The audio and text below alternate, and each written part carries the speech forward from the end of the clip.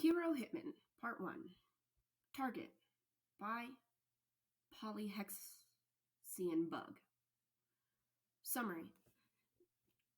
Denki tries to kill Koro-sensei with Class E. President Poverty here. I've got my eyes on the target. English last year, my gun is locked and loaded. Cincinnati Sniper here, I've got the target in my sights and ready to fire. Dating sim protagonist reporting in, I'm all good to fire when ready.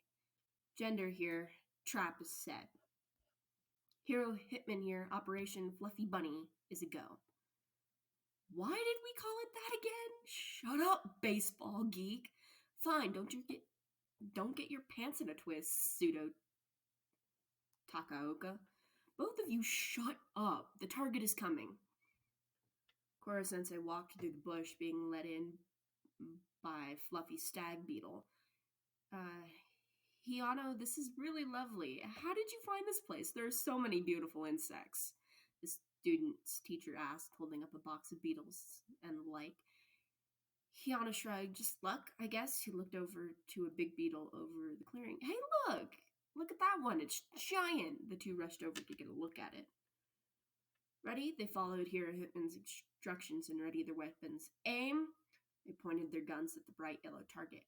Fire! A massive BB shot from all around their teachers, showering them with bullets, causing Fluffy Stag Beetle to duck for cover. When they had finally run out of BBs, they checked for any trace of their giant yellow octopus's like teacher. When they saw no trace, they rejoiced. Ahem! A voice called from above. They all looked up to see Hero Hitman in the target's clutches in the trees. They all sighed sadly. They wouldn't be getting the reward today. Koro-sensei came down and put Hero Hitman down too. Better luck next time, he said as he sped away at Mach 20. The first to laugh was Hiyano. Next came Nagisa, then Isogai and Tomohito, then Ryunosuke and Rio. Terasuka scowled at the lie. How can you laugh? He's making fun of us. Hiro put his hands on his shoulder to calm him. He smiled a big grin, electric blonde hair swaying as the wind blew.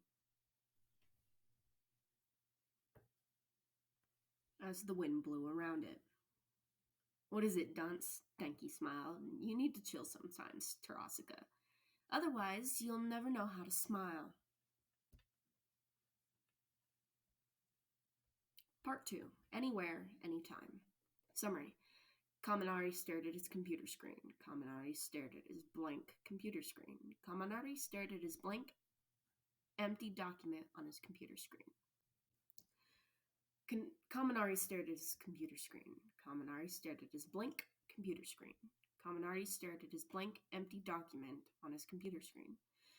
Kaminari sat hunched over his desk and stared at his blank, empty document on his computer screen. The boy shut his eyes and leaned back in his chair, causing his back to crack from stiffness. He breathed out a sigh as he opened his eyes to stare at the ceiling. He put his hands up to his face to rub his eyes, checking his watch while doing so. 12:33 a.m. He rubbed his face and leaned back towards the stare at his document. He sighed once more. He had been working for ages, and yet... He tapped his phone. Ritsu, he whispered to the AI in the darkness of his room. Ritsu, can you help me? Ritsu appeared on his phone screen moments later. Hi, Kaminari, she said very loudly. She shoved her before she continued quieter this time. What do you need help with? He looked back to his blank document. Could you help me write this? I know all the information, but I don't know how to put it into words. Ritsu checked the time. Seeing how late it is, I would recommend that you go to bed, and I can help you tomorrow. It's due tomorrow. Oh. She sighed. Can AI sigh? Okay. I wouldn't know much about writing. I'll get Karma to help. He was suddenly more awake. No, don't, he whisper shouted, his hands reaching out to stop her as she FaceTimed the redhead. It was too late. Karma's tired face greeted him, and the blonde was now aware of how bad he would have looked to the other. Kami? Karma's voice carried through the phone's speaker, croaky and coarse compared to his usual smooth voice. What's wrong? Need me to kill someone? The hero student rushed to assure the other. No, I just need some help on my assignment. I know what I need to know, but I don't know how to put it into words. Karma stared at him for a moment, causing Kaminari to grip the phone to try and hang up before being stopped by Ritsu. Okay, huh? I'll help you. You're my friend after all.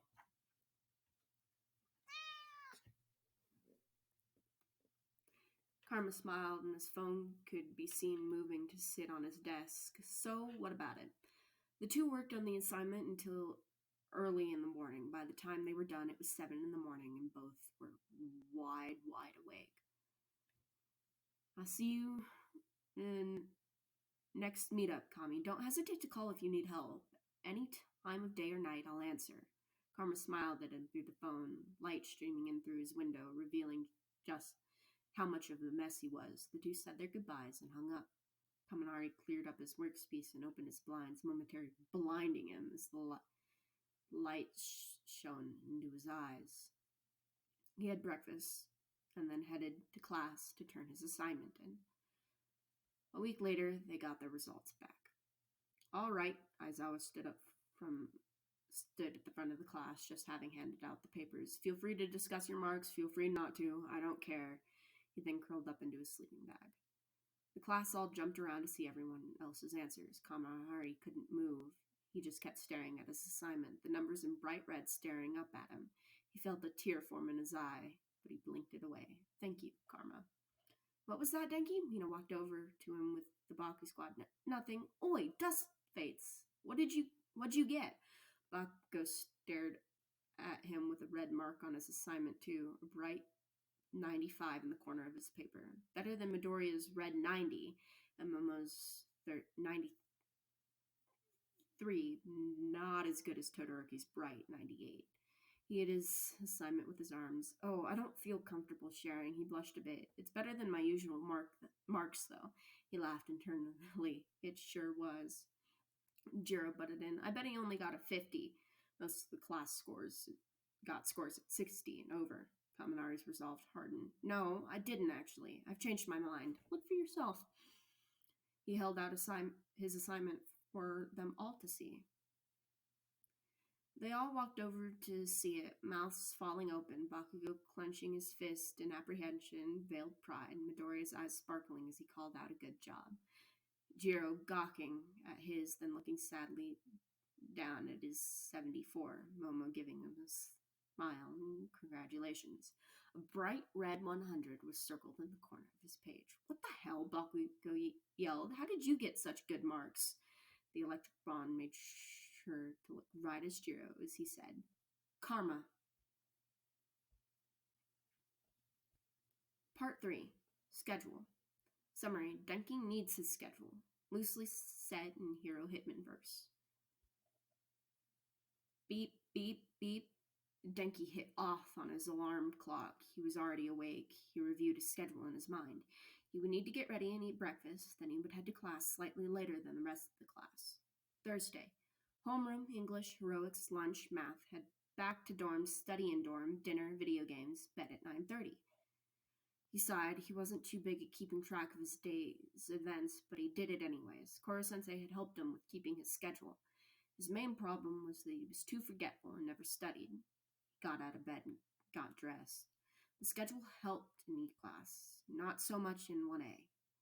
Villain attacks, class starting or ending sooner or later than expected, random substitutes at times because their actual teacher was too busy to show up. It was too unpredictable to stick to a tight schedule. He needed a schedule to work. He needed it to keep his grades up. His grades were failing. People needing devices charged came up to him at his desk, passing him the charger as he happily charged their phones. This would set his work back a few hours, the mental exhaustion keeping him from his A game. He handed their devices back as Aizawa-sensei walked in. Class would start. Aizawa hoped that hopped in his sleeping bag and hopped under the desk, letting Ida take attendance, 5 minutes behind schedule. It would set him back by 20 minutes in the long run. As Ida was done with attendance, Aizawa stood up and made an announcement. Unscheduled field trip. Oh no. Improvise, adapt, overcome. Koro-sensei's words rung in his head. He suppressed a sigh as the class stood up and headed outside to the surprise location. Denki reworked his schedule. It's currently 9:10 a.m. Let's say it takes 30 minutes to reach the destination, 5 to get organized, another 5 to get started on what they were doing. Yeah, that could work. He did a mental review. Thursday 2.0. Attendance 9 o'clock to 9:05. Bus ride 9:10 to 9:40. Activity 9:50 to 12:30. Lunch 12:30 to 1:20. Activity 1:20 to 2:30. Bus ride 2:40 to 3:10. Afternoon activities and bed at 9:30. He could do this. He walked on with a sigh of relief. He continued on with a sigh of relief. He needed to rework his schedule. Denki sent fire at the students, causing them to jump out of the way. The League of Villains had attacked. Denki sighed internally. He should have worked that into his schedule. Let's hope it didn't run too long. It ran too long. His schedule was ruined. He didn't study that night as he was in hospital. His grades were dropping, and all he could do was sit and watch. Denki's alarm never went off. He was awake anyways. He didn't have a schedule. It was pointless. He put his hands to his face and sighed. This was pointless. He looked to the side to see his schedule. Sup, Kami, thought you could use some help. Satan himself. Denki chuckled at Karma's antics. He looked at the bottom of the page. P.S. If you need help with studying, scheduling, and checking and catching up to the class, don't be afraid to ask for help. Denki smiled to himself. He checked the schedule.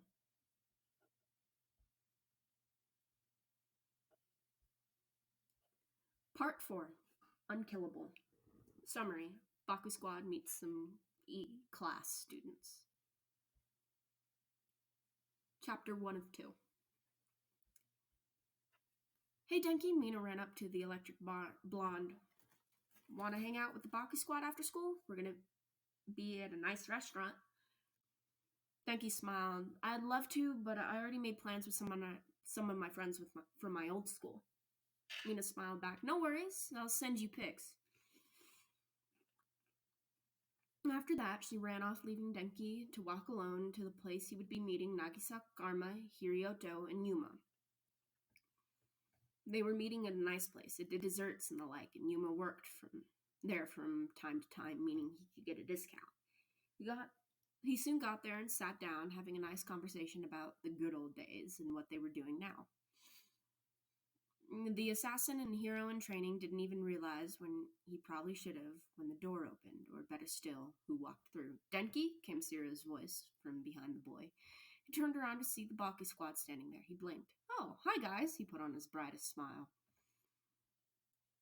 Bakugo walked over him. What's this, ditching us so you can hang out with some stupid idiots? Bakugo looked over at the other's arms crossed over his chest, and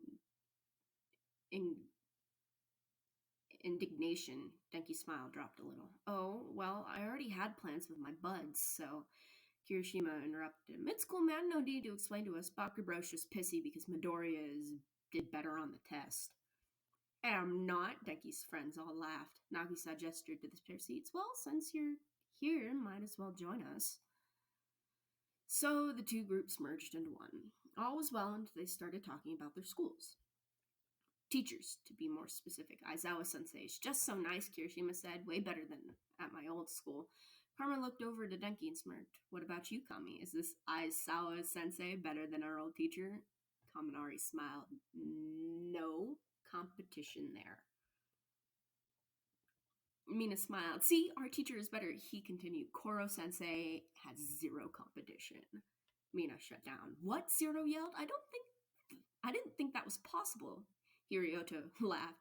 Yeah, nobody is better than Koro-sensei, he paused. Except maybe Bitch-sensei. Kirishima spat out his drink in laughter. Sira blinked. That's what you called your teacher?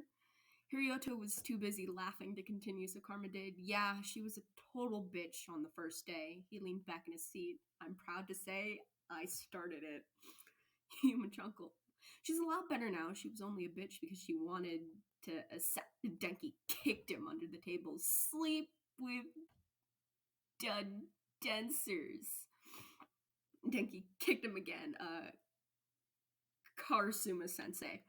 The Baku Squad minus Kaminari all blinked slowly. Karma was shaking with laughter, and Nagisa was trying to get him to calm down.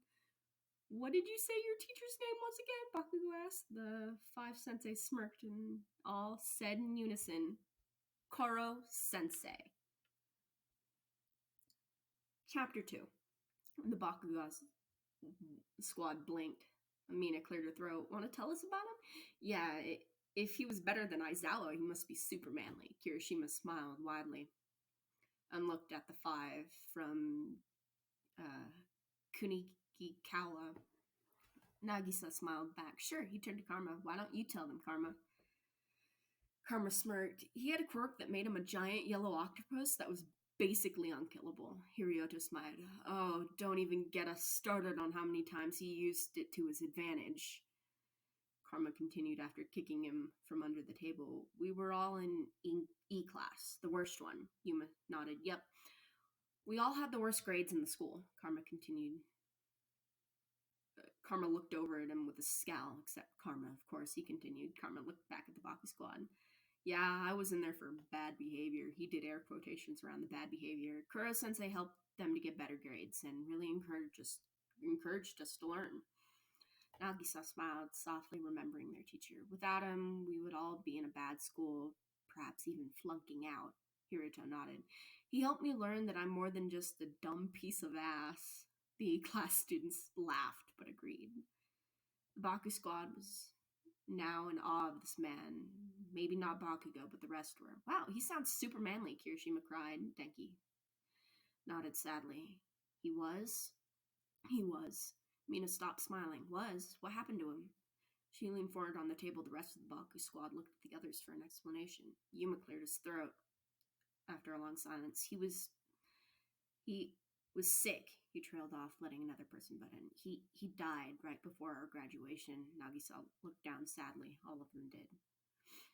Mina looks over sadly. I'm sorry, that sounds super rough. Zero nodded. Yeah, you must have been really close with him. I can't imagine what it would be like if Aizawa died right before graduation. Kirishima was fighting back tears of manliness. To each of these children, to help them make it out of this E-class, even when battling a life-threatening disease. So manly. The E-class former students wiped tears from their eyes. Denki smiled. Hey, remember when he picked all the flowers in the garden to give to the girls? Nagisa smiled back sadly. Yeah, they made him replant them for destroying their garden. Yuma laughed. Remember when he fixed up the pool so we could all swim during the summer? Karma laughed, remembering what was dubbed as the Terasaka incident. Hirito smiled, sighed wistfully. Yeah, it was so cool. The water was so nice. Karma nodded. Even though he couldn't swim, he did it for us.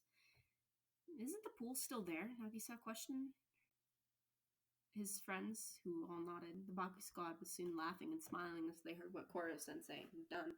Soon enough, it was time to go. See you another time, guys, Denki called out to Karma, Nagisa, Hirioto, and Yuma. They all said their goodbyes and left.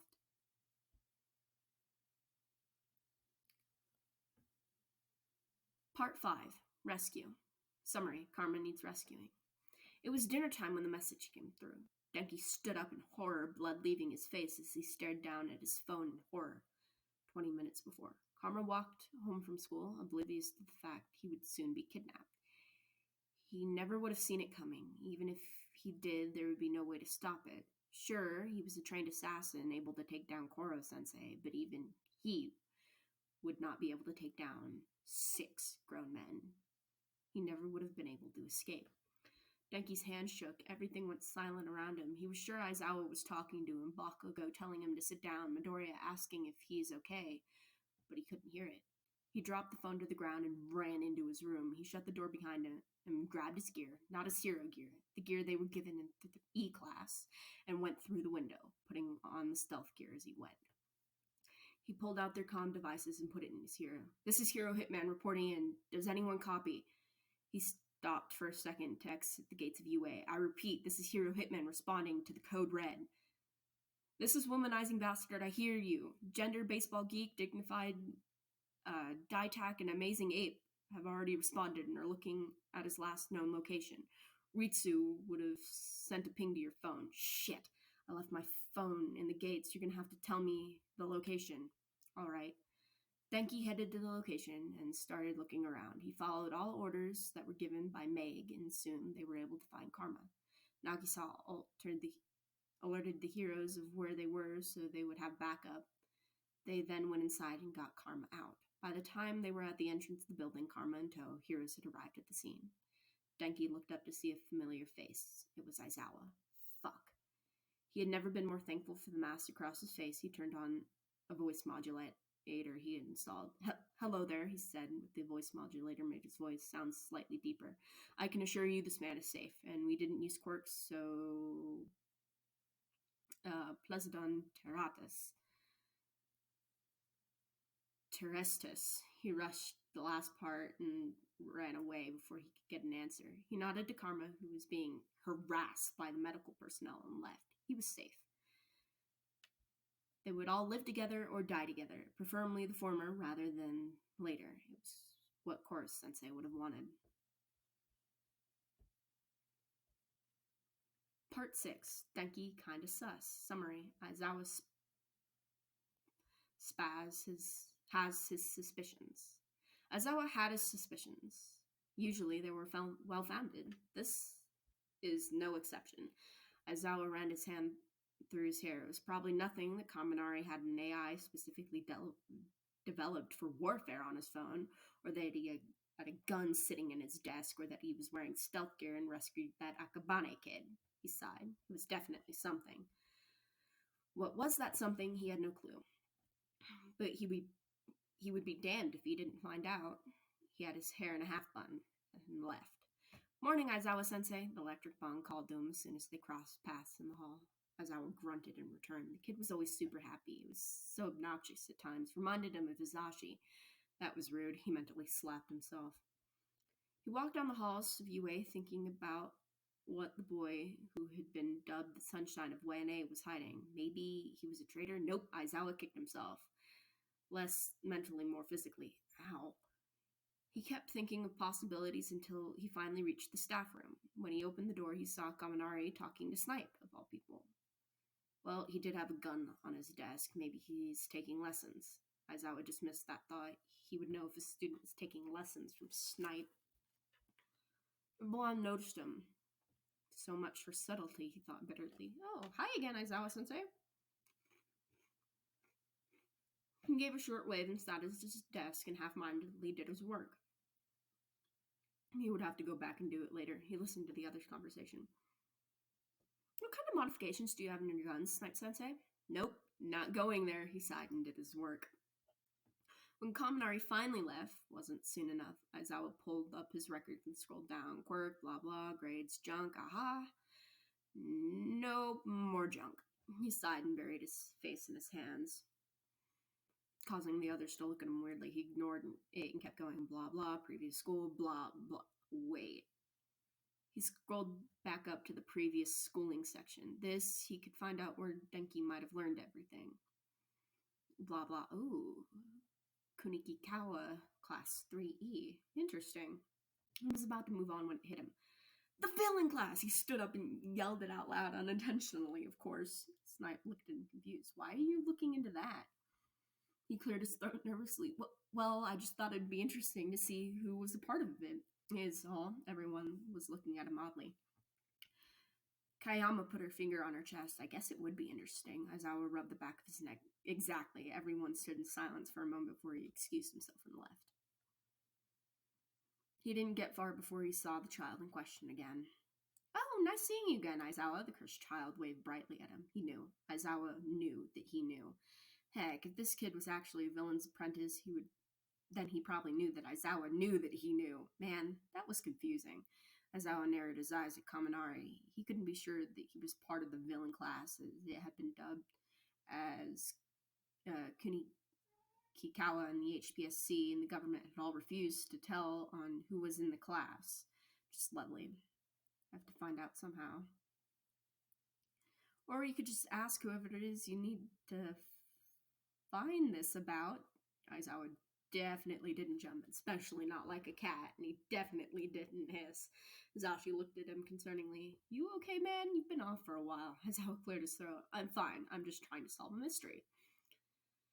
Hisashi sighed. Okay, but come to me if you need help, preferably before you spiral and go all paranoid and need to be hospitalized again. Okay, that was kind of harsh. True, but harsh nonetheless. I will, Hisashi. I will. He lied. The two teachers/childhood friends went their separate ways. Aizawa to spy, observe on Kaminari, and Hisashi to tell Recovery Girl to be on the lookout. Aizawa sat in the dorms, the 1A dorm common room to be more specific, which is why he really shouldn't have been surprised to see Kaminari walk in. Still, he was. Again, Aizawa-sensei, we keep running into each other. What a coincidence. Sure, Kaminari, sure. Aizawa only grunted, but kept his eyes on the boy. The child was taunting him. And he couldn't just ask. Hisashi would ask Hisashi. That would alert Kaminari to him knowing, and he didn't want that. You're chewing in his ear. He turned around to see Kaminari eating cereal. He stared at him, hide twitching. Is this the child's plan? Get him fired for assaulting a child, his student? Because that's what was going to happen if he didn't stop chewing in his ear. He sighed and got up to set in the kitchen to work on grading students' homework. That's what he was meant to be doing anyway. Instead, he was trying to think of how to get Kaminari to tell him without actually asking Kaminari to tell him. Hisashi walked in to see Shota staring at the wall intently. He cleared his throat, causing his head to whip around so quickly it would have hurt. Oh, it's just you. The dark-haired man let out a sigh of relief. Hisashi smiled softly. He knew how Aizawa was when he got into one of his moods. So, did you ask whoever it was? He was cut off. Of course not. He slammed his head into the bench. If I asked Kaminari if he was in the villain class, then he'll probably do something. And Hisashi gently shushed him. It's okay. How about I ask him? That way, you'll be okay. Aizawa paused for a moment before nodding. Okay. And the two went into the lounge room where the class was holding a study session. It quieted down when the two teachers entered. Hisashi spoke first. Aizawa pressed closely to his side, trying to look smaller. Could we speak to Kaminari, please? Kaminari stood up and followed them, a worried look on his face. What is it, Sensei? Aizawa noted that he didn't look at him. We were wondering if you were a part of what was dubbed the villain class. Kaminari looked down sadly a moment before answering. Yes, I was. Hisashi looked to Aizawa with a look on his face that said, Aha, I told you this was easier. Aizawa ignored him. Oh, okay, if you ever need help or something, just know that we're here for you. Kaminari smiled softly. Will do, Aizawa-sensei. He then ran off to join the rest of his class. Well? Hisashi looked at him with a smile on his face. I think that went well. Went well, my ass, he sighed and went back to do his work.